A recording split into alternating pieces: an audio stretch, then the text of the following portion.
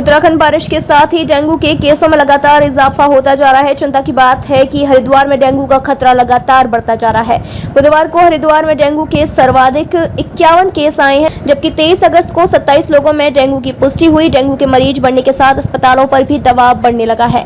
स्वास्थ्य विभाग की ओर से जारी रिपोर्ट के मुताबिक बुधवार को सबसे ज्यादा 16 मरीज जिला अस्पताल में भर्ती किए गए, जबकि 971 लोगों के डेंगू टेस्ट किए गए। जबकि हरिद्वार में ही बहादुराबाद के रोहलकी, किशनपुर में 21 और अलीपुर में 2 मामले सामने आए हैं, जिसमें रोहलकी किशनपुर के ग्राम प्रधान विकास चौहान एवं उप प्रधान मनोज चौहान भी डेंगू की चपेट में आ गए।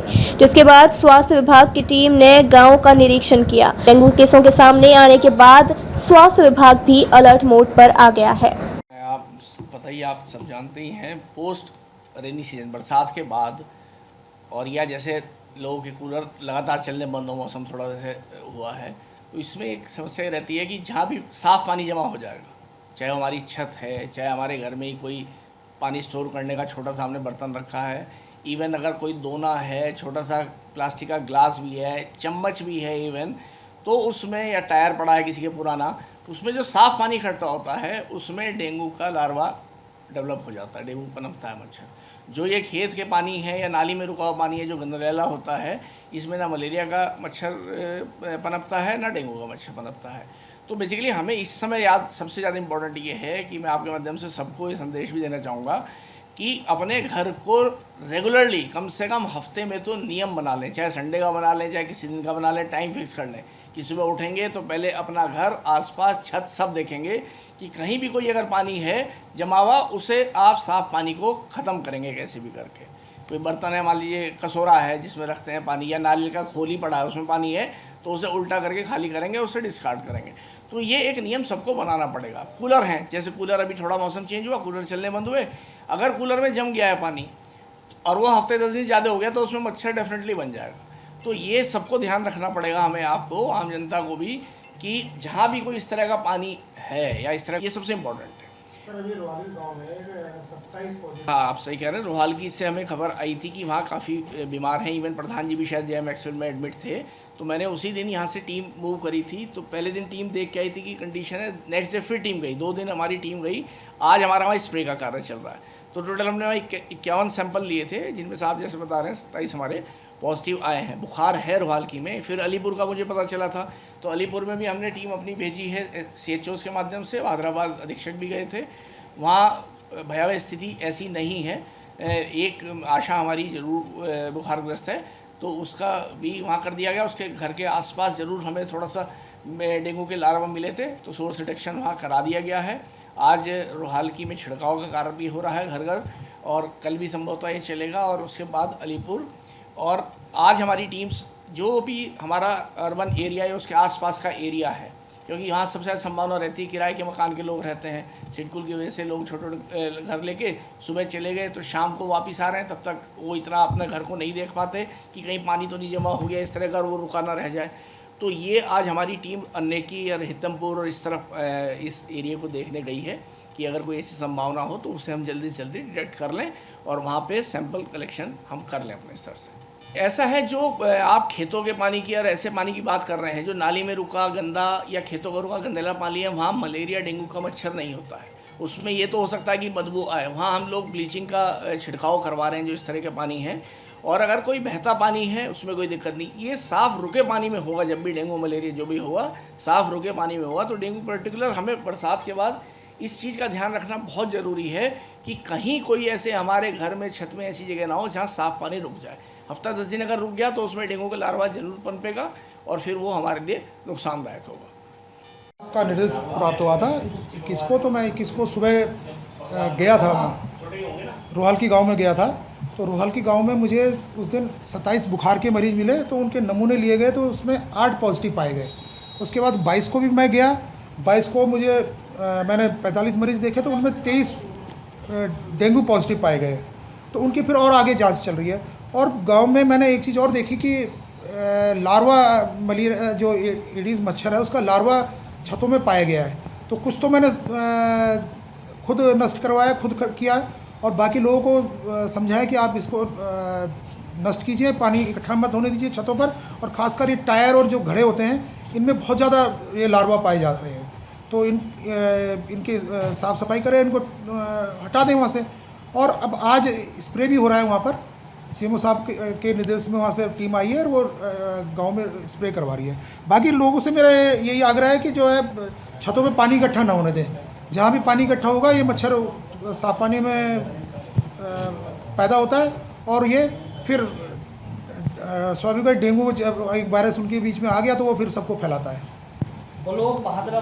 अलीपुर में गया, अलीपुर में एक पॉजिटिव डेंगू का मरीज है, आशाई है वो, तो वो पाई गई है।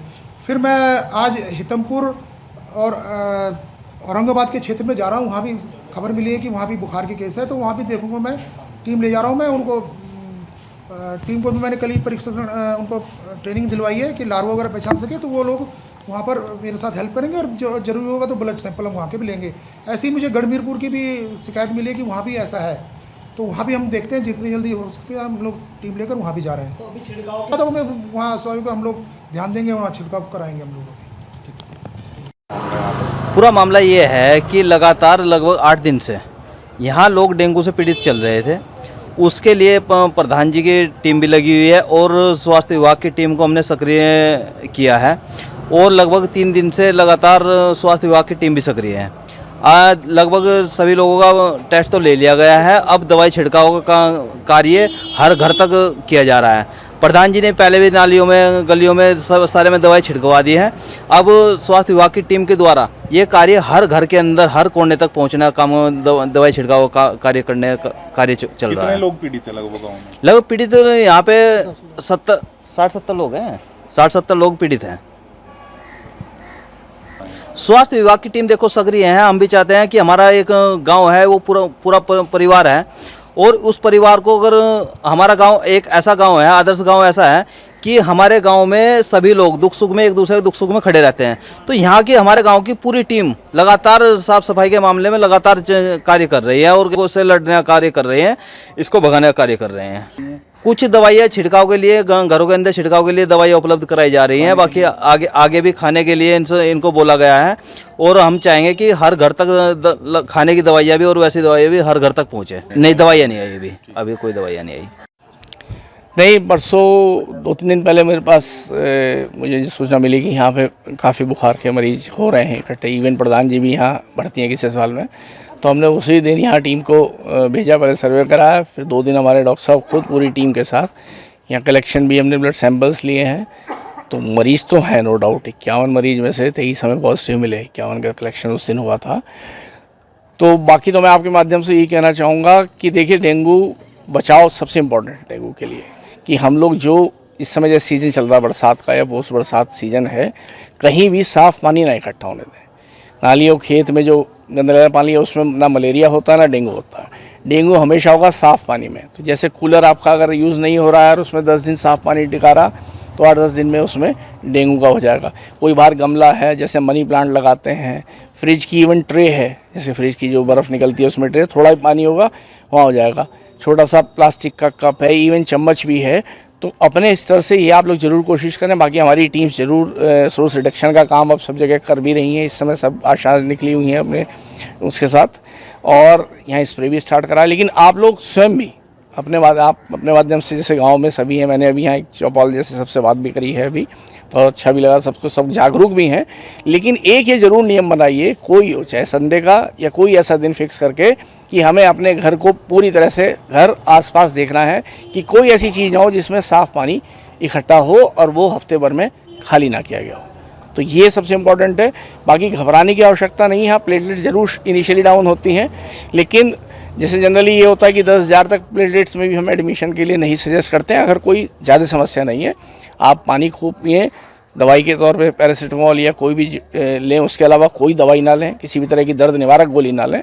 प्लेन क्रोसिन जो आती है, पैरासीटामोल, हमारे यहाँ सब अवेलेबल है हॉस्पिटल्स में, उसे लें। और फ्लूइड इनटेक आपका अच्छा होना चाहिए।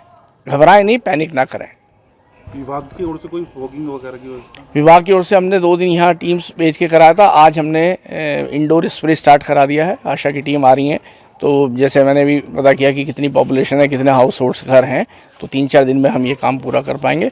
कल से मैं सोच रहा हूँ कि एक थोड़ा सा इस समय जैसे इस टाइम शाम का टाइम जो होता है मच्छर जो कि ज़्यादा एक्टिव होता है, तो एक फॉगिंग का भी यहाँ एक बार पूरे गाँव में एक बार फॉगिंग का ज़रूर हम कार्य कराएंगे अपने एंड से।